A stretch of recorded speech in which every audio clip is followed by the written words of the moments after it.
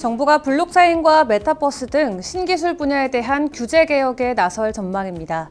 이는 윤 대통령이 자문위 등 규제 개혁 담당의 규제 지재 현상 점검을 시사한 데에 따른 후속 조치로 풀이됩니다. 라인이 재단 준비금 개념의 토큰 예비 물량을 더는 발행하지 않겠다고 밝혔습니다. 라인 블록체인 팀은 새롭게 발행되는 링크는 인플레이션에 따라서만 발행된다고 설명했습니다. 헥슬란트가 토큰 보안 감사 서비스인 오딧 리포트에 보호 예수 리포트를 추가합니다. 보호 예수 리포트는 발행된 토큰이 어떤 지갑에 나누어서 보관되고 있는지 등의 정보를 제공합니다. 샘 뱅크먼프리드가 기소 인정 여부 절차에서 모든 혐의에 대해서 무죄를 주장했습니다. 그는 FTX에서 실수가 있었다는 점은 인정했지만 형사 책임이 있다고 생각하지는 않는다는 입장을 밝혔습니다. 모로코의 중앙은행이 암호화폐 정의를 담은 규제 법률 초안을 공개할 계획입니다. 모로코 중앙은행은 암호화폐 규제안 공개 전 현지 자본시장 당국 및 사회보장국과 입법안 검토를 진행할 방침입니다. 비트코인 코어 개발자가 해킹으로 360만 달러 상당의 비트코인을 탈취 피해를 입었습니다. 다만 현재까지 정확한 공격 방법은 확인되지 않은 상태입니다.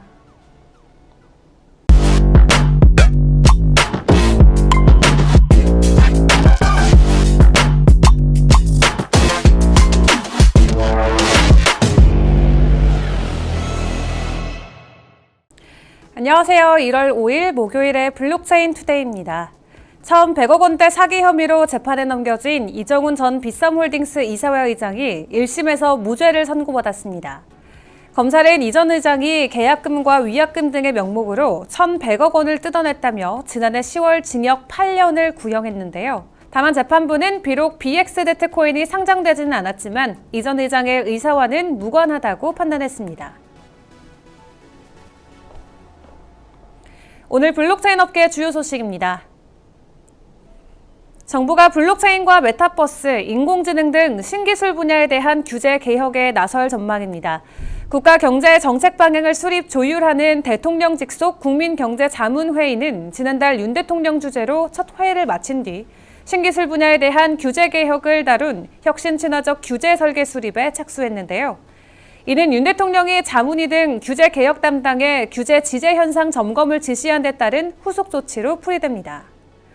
우선 자문위는 신기술 분야 내 규제부터 점검하며 관련 법과 플랫폼 운영 관련 규정, 자산 활용 자율화 등 제도적 정비에 나설 예정인데요.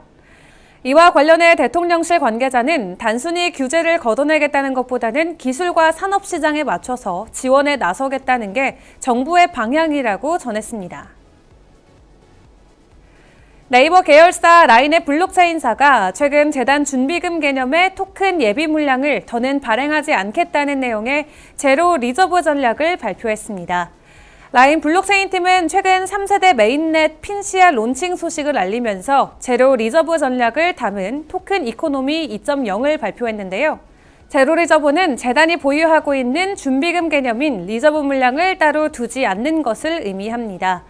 재단이 임의적으로 파트너십을 위해 자체 암호화폐를 발행하는 것을 없애고 정해진 토크노믹스에 따라서만 토큰을 발행하는 것이 전략이라고 하는데요. 라인 블록체인 팀은 가격이 책정된 링크 외에 새롭게 발행되는 링크는 인플레이션에 따라서만 발행된다고 설명했습니다. 블록체인 기술기업 헥슬란트가 토큰 보안 감사 서비스인 오딧 리포트에 보호 예수 리포트를 추가합니다. 헥슬란트의 오딧은 토큰 내 보안 취약점은 없는지 기능을 호출하고 실행하면서 컨트랙트상의 취약점을 발견하는 보안 감사 서비스인데요. 무분별한 토큰 발행과 승인되지 않은 소각, 키 탈취와 같은 치명적인 보안 리스크를 발견해서 사고를 예방할 수 있는 것이 특징입니다. 이번에 업데이트된 보호 예수 리포트는 헥슬란트 오딧을 통해 기술적 안정성이 입증된 토큰에 한해서 제공이 되는데 보호 예수 리포트는 발행된 토큰이 어떤 지갑에 나뉘어서 보관되고 있는지 등의 정보를 제공해서 토큰의 유통을 관리할 방침입니다. 사기 등의 혐의로 기소된 FTX 창업자 샘 뱅크먼프리드가 모든 혐의에 대해 무죄를 주장했습니다. 뱅크먼프리드는 뉴욕 남부연방지방법원에서 열린 기소 인정 여부 절차에서 유죄 인정을 거부했는데요. 그는 30여 분간 이어진 공판에서 별다른 언급은 하지 않았지만 그의 변호인이 무죄를 주장했습니다. 다니엘 사순 연방검사는 공판에서 고객 자금이 정치 후원금과 기부금과 같은 다양한 벤처 투자 형태로 세탁됐다고 주장했는데요. 이에 대해 뱅크먼프리드 측은 FTX에서 실수가 있었다는 점은 인정했지만 형사 책임이 있다고 생각하지는 않는다는 입장을 밝혔습니다. 만약 혐의가 모두 유죄로 인증될 경우 뱅크먼프리드는 최대 115년 징역형을 받을 수 있는데, 하지만 그가 무죄를 주장하는 탄원서를 제출했다는 점을 볼 때는 혐의 인정보다는 법적 다툼이 이어질 것으로 예상되고 있습니다. 모로코의 중앙은행이 암호화폐 정의를 담은 규제 법률 초안을 공개할 계획입니다.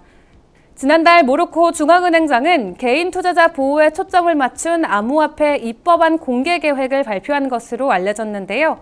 모로코에서는 암호화폐 거래가 불법이었지만 시장이 활발해짐에 따라 현지 중앙은행은 지난해 6월부터 규제안 입법에 속도를 붙인 상태입니다. 현재 암호화폐 규제는 국제통화기금과 세계은행 등 국제기관과의 협력을 통해서 구축이 됐는데, 모로코 중앙은행은 암호화폐 규제안 공개 전 현지 자본시장 당국과 사회보전국과 입법안 검토를 진행할 방침입니다. 비트코인 코어 개발자가 해킹으로 360만 달러 상당의 비트코인의 탈취 피해를 입었습니다.